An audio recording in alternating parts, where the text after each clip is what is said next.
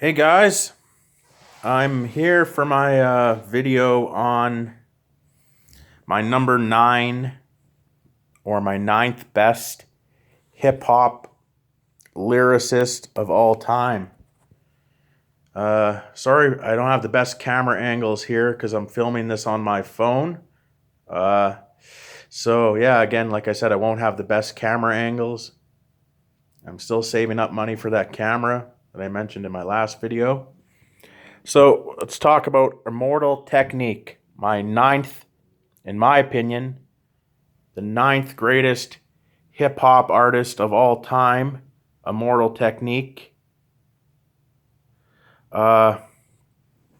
He mostly known, actually almost 100% known as a political rapper or MC. Immortal Technique. He was born in South America, in Lima, Peru. He just turned 41 years old. And again, he's almost 100% a political hip-hop MC in his subject matter.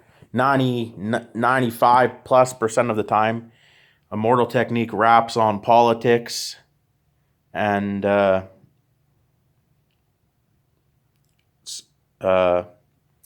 just areas related to politics. So socialism, class struggle, poverty, religion, philosophy, economics, institutional racism, conspiracy theories. He's in the realm of a political rapper. So he was born in Lima, Peru, in a military hospital in February of 1978. So he's now 41 years old. He's of indigenous or native South American descent, mostly. Immortal Technique's real name is Felipe Coronel. His real name is Felipe. Big Felipe. Felipe Coronel is Immortal Technique's real name. Now, like I said, he was born in South America, in Lima, Peru, in a military hospital. He is mostly of indigenous South American descent. He has sometimes said he's of Afro-Peruvian descent. But let's just say he's of indigenous South American, indigenous native South American descent. His family moved to Harlem, New York City in 1980 to escape the Civil War that was going on in Peru at the time. As a teenager, he was arrested and put in a youth detention center. He was arrested multiple times, spent time in a youth detention center. He went to high school in the at Hunter College High School on the Upper East Side of Manhattan. And notably, when he was in high school, I think Lin-Manuel Miranda of Broadway and Hollywood and acting fame was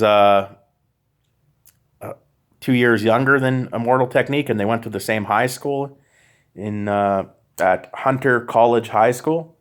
And Immortal Technique used to bully Lin-Manuel Miranda. He used to slam him into lockers and dump him into a dumpster, apparently located behind the high school, or around the high school, apparently. Since then, they have reconciled and are friendly or on friendly terms now. I don't know if they're friends, but they're on friendly terms. He went to Pennsylvania State University. While at Pennsylvania State University, He was arrested and charged with assault-related offenses. As a result, he was indicted and spent a year in prison. After he was released, after his year in prison, he was on parole. He took political science classes at Baruch College, which is a pretty decent university or college in New York City, for 2 semesters.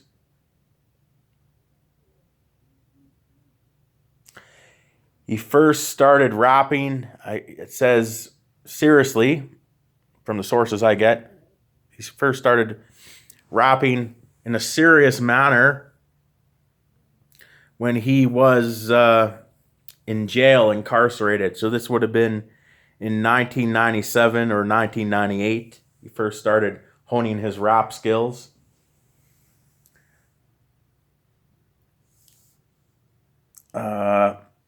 In about 1999, he began engaging in rap battles on the street and recording in some cheap manner or whatever his early material and distributing mixtapes on the streets of New York in about 1999. His reputation as a battle MC grew, and he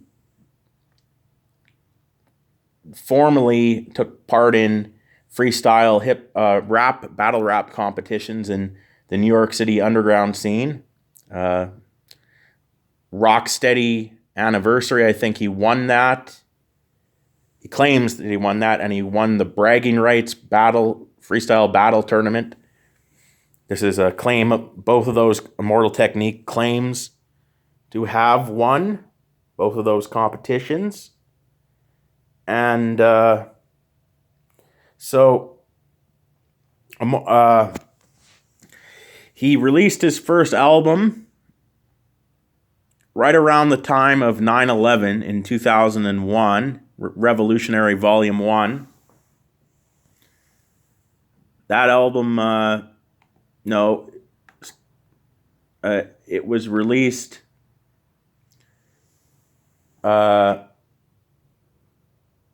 independently. I guess he formed his own label that he still has today, Viper Records, in about 1999. So he released that album, Revolutionary Volume 1, on September 18th of 2001, so a week after 9/11 happened. That might have helped his career in some ways with the political themes and the conspiracy theory. The conspiracy theory and political themes, because it was right after 9/11. It was pure underground hip-hop. His first album came out on September 18th, 2001. My favorite tracks on there are Creation and Destruction, Dominant Species, and a very hardcore, political, brutal hip-hop track, Revolutionary. Also, probably his most famous track, and his most famous track of all time, is Dance with the Devil, including the hidden track Verses, where he trades verses off with Diabolic. Now, Dance with the Devil, from his first album in 2001, the track Dance with the Devil mostly talks about impressionable young youth. Can't remember the name of the youth. I think it's Billy Jacobs. I don't know. Someone, if I'm incorrect, put in the comments section what the name of the teenager in the story of the song "Dance with the Devil" talks of their name is. I thought it was Billy Jacobs, but it talks about an impressionable young youth who had a mother that used to be a drug addict, but now his mother became sober, and he's raised by a single mother in a New York City government housing project raised by a single mother. He's maybe grade 9 to 11 age, from what I gather from the song. His mother, like I said, was a former drug addict. Now she's working nights, according to the song, probably as a waitress or something like that. And the character of Billy Jacobs, correct me if I get the name wrong, this character of this young man, he idolizes all these mainstream pop rappers, these mainstream hip-hop artists he sees on MTV or BET at the time, talk about women and jewelry and drugs and gangs and stuff like that. So you could say he was alluding to this young man being a fan of Puff Daddy, Sean Combs, or Snoop Dogg, or Eminem even, or Ja Rule, or Dr. Dre, or Jay-Z, or Beanie Siegel, or Memphis Bleak, or whoever was popular at the time. This is a little bit before 50 Cent blew up. So, anyways, he wanted to be one of those rap goons, thug rap goons of the late 90s, early 2000s. This kid he talks about in the song, and he starts dealing marijuana and skipping school or dropping out of school, beating people up for no reason, other kids his age or younger than him, wanting to join a gang. He starts dealing and doing harder drugs. I haven't listened to the song in a while. This is what I remember from it. And these hardcore gang members from his area of whatever borough of New York City he lives in with his single mom in the government housing projects, they say, okay, we'll let you join our gang, or a real gang, I guess, that makes hundreds of thousands of dollars or tens of thousands of dollars dealing drugs and committing other crimes. But they said, in order to prove yourself to join this gang, according to the song, you have to beat up and rape a woman and then kill her to prove you're a killer, if you will, a killer, or a hard dude, if you will. And in the song, he goes with these hardcore gang members in their vehicle, around midnight, look around the projects, the area, and they say, okay, well, we're going to grab this woman and attack her, beat her up and rape her and then kill her. I think they initially just say beat her up and rape her, and the killing part they tell him later to officially become a member of the gang. So it's really dark out. They're smoking angel dust and other weed and whatever. So they get out of the vehicle. They find a woman walking the streets, and they beat her up and they rape her. And the twist of the song is, as I mentioned, Billy Jacobs, or whoever this teenage kid's mom, as I mentioned, was a single mom working nights, full time, and once someone shines a light or they get near a light on a building or something, he realizes this person that he's beat up and raped was his own mother. And I think the event, they bring her up to the top of a building or something like that after they kidnap her, the woman in the song. And so once he sees some light or whatever, gets near a light, he realizes that this woman is his own mother, who is working overnights to support him as a single mother. And the gang members tell him that he has to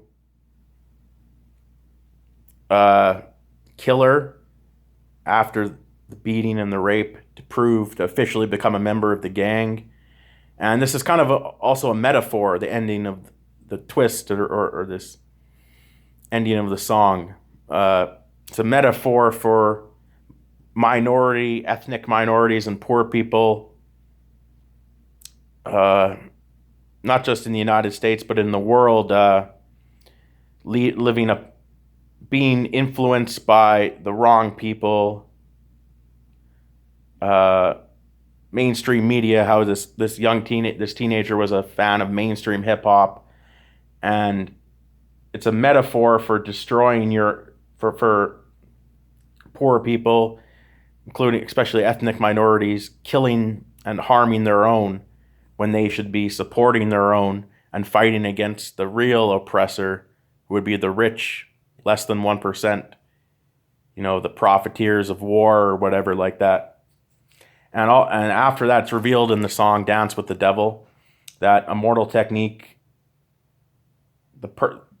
the narrator who he's portraying in the song, claims he was a witness to this, and that Billy Jacobs, after realizing that was his own mother, instead of killing her, but right before they say kill her or kill her so you can become part of our crew and join our gang, he jumps off the top of the building and kills himself because he realizes it was his own mother.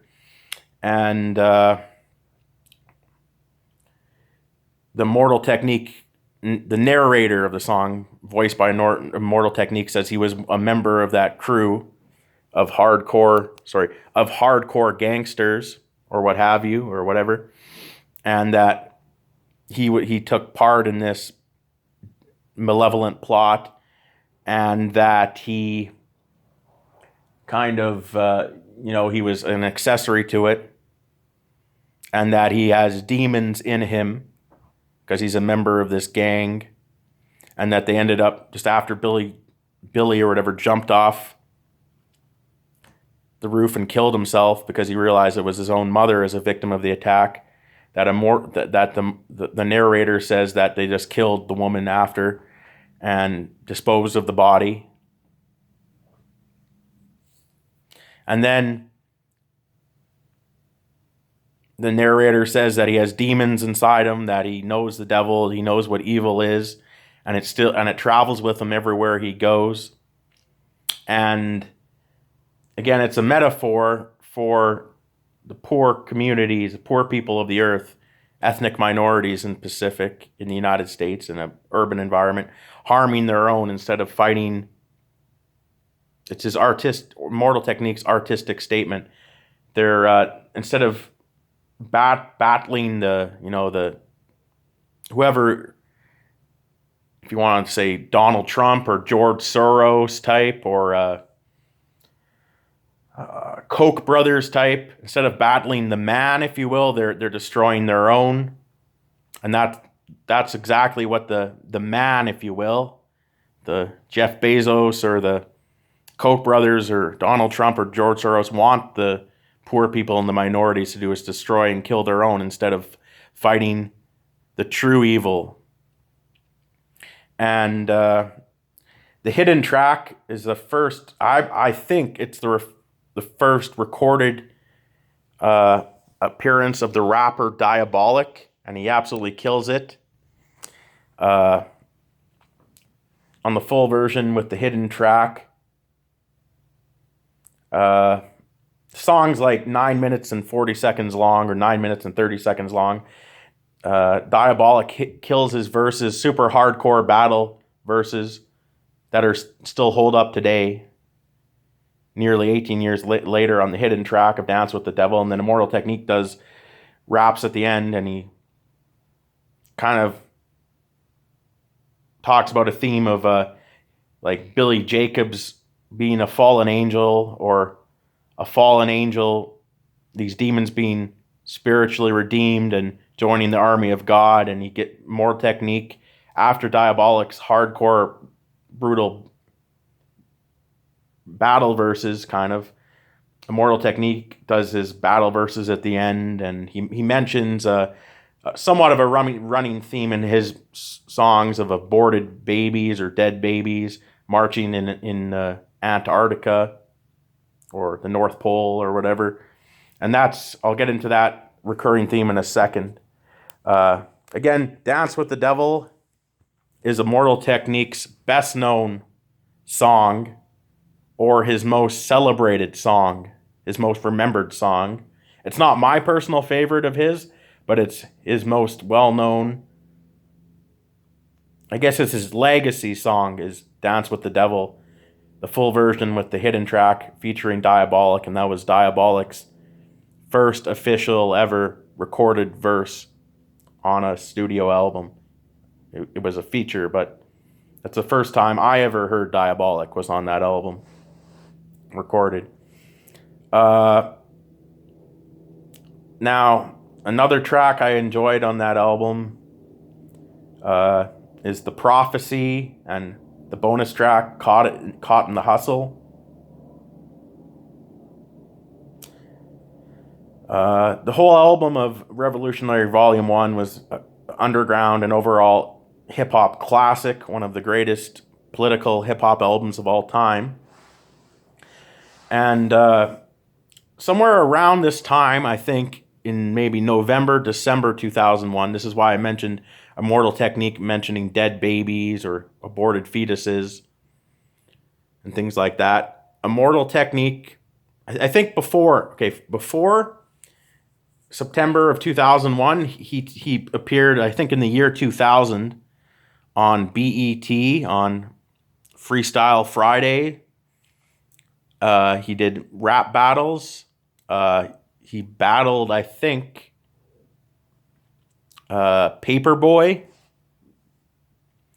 who was I don't know where Paperboy is from, but he was of the period a noted freestyle battle MC who had more of a Midwest or Southern hip hop style, if I recall.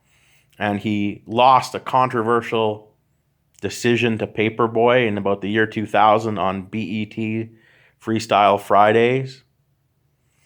And I'll put that link in the comments section of the video if they have the battle, Immortal Technique versus Paperboy.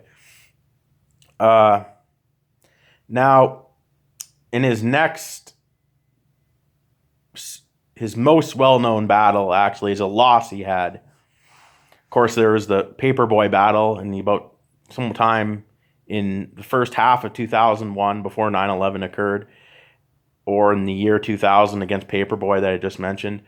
And then there was the famous battle, I think it was in November of 2001, against the battle rapper now known as Iron Solomon, formerly, I think he was known as something else. I don't know what it was. Was it AM Boogie or something? I'll link that video to Immortal Technique versus Iron Solomon. And Iron Solomon beat him in the battle. I think Immortal Technique is a better lyricist and makes better music than Iron Solomon. Iron Solomon has released a few studio albums. I think he released a mixtape or an EP even on the late great Sean Price's record label Duck Down. But Immortal Technique lost the battle to Iron Solomon. It wasn't really a formal battle. It was just like a little exhibition they did. Poison Pen was in the corner of Immortal Technique. This was about November 2001, a couple months after his first album, Revolutionary Volume 1, dropped.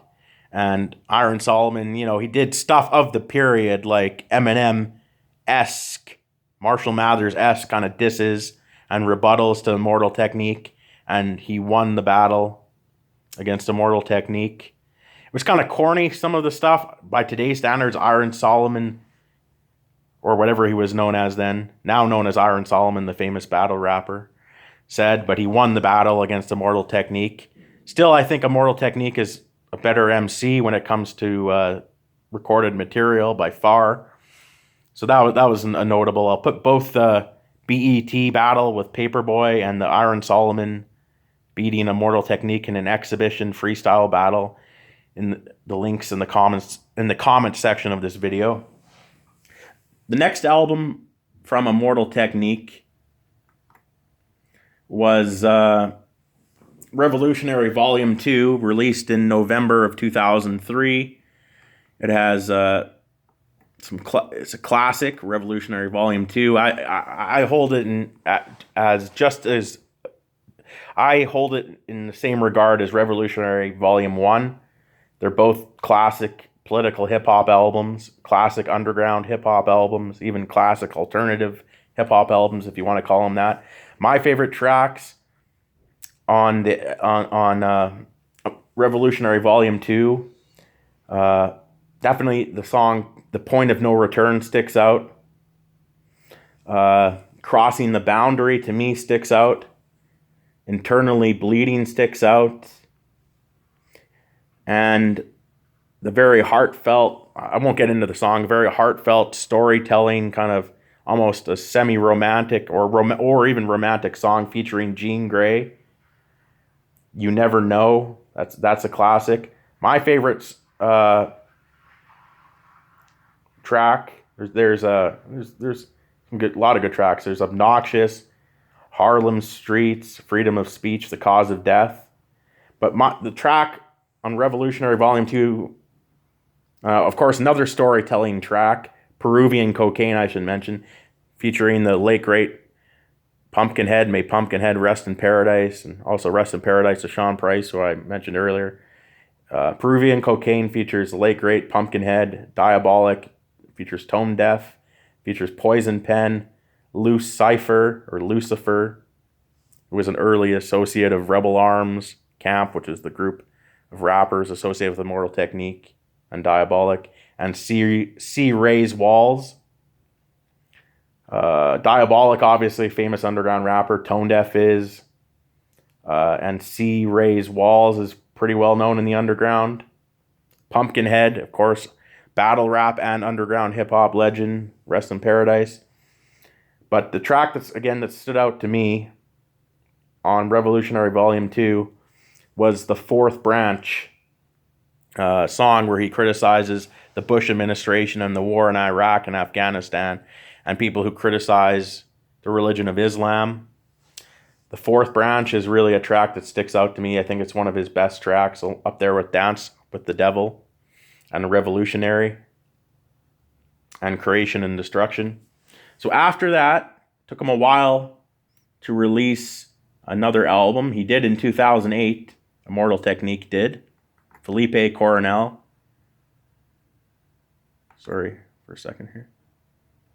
He released the album called The Third World in 2008, in June of 2008. By this time, Immortal Technique was still underground, but he had generated a buzz that went beyond independent, underground, and alternative hip-hop. He was getting some mainstream attention from magazines like The Source or Double XL or Vibe and other hip-hop blogs of the time, maybe MTV even. I don't know. His videos probably weren't on MTV, but he might have been mentioned on them or interviewed by them or on Much Music in Canada. This album, The Third World, released in June 2008. It was a pretty good album. Not as good as his first two albums. It has two memorable tracks to me, and it has the track "Lick Shots," featuring Chino XL and Crooked Eye. And I think that out of the three verses or three featured artists on it, Chino XL, Crooked Eye, and of course Immortal Technique, that Immortal Technique had the best verse out of the three, out of himself, Chino XL, and Crooked Eye on the track Lick Shots. It's kind of just a political, anti-mainstream, anti-Bush government or whatever, George W. Bush government, anti-Iraq war, anti-capitalism even theme track. My favorite track on the album is Payback, or The Payback, featuring Diabolic and Ras Kass. Now, both Diabolic and Ras Kass killed their verses. It was produced by Wu-Tang Clan affiliate, who's a very excellent producer, Bronze Nazareth, out of Michigan. The track The Payback or Payback Diabolic and Rascast killed their verses. Immortal Technique killed his verse on there. There's other decent tracks on the album. The Third World, produced by DJ Green Lantern, is a pretty good track. Open Your Eyes is a pretty good track. Crimes of the Heart is a pretty good track, the last track on the album. There's a hidden track featuring Akir, who is a member of the Rebel Arms Collective, like Southpaw was, and some of the other guys, like I think Southpaw, J Arch, Poison Pen, among others. And there's hidden track, Apocalypse Remix, featuring Akir and the legendary the legendary Theromonch, formerly of Organized Confusion. The actual track named Rebel Arms is a bonus track on here. Another notable feature, it has a Psycho Realm, who are associated with Cypress Hill, feature on the track Hollywood Drive-By, where they criticize the mainstream Hollywood and entertainment industries for being bigoted or shallow, racist, materialistic. It's a good album. I guess Immortal Technique's camp, some stronghold, could be called Rebel Arms Camp as well. Back then, over 10 years ago. Yeah, the Third World, not as good as his first two albums, but it's still very outstanding for the time, for the later part of the, for 2008. It's a very standout hip hop album. And his latest album is a compilation album of mostly tracks he did with features.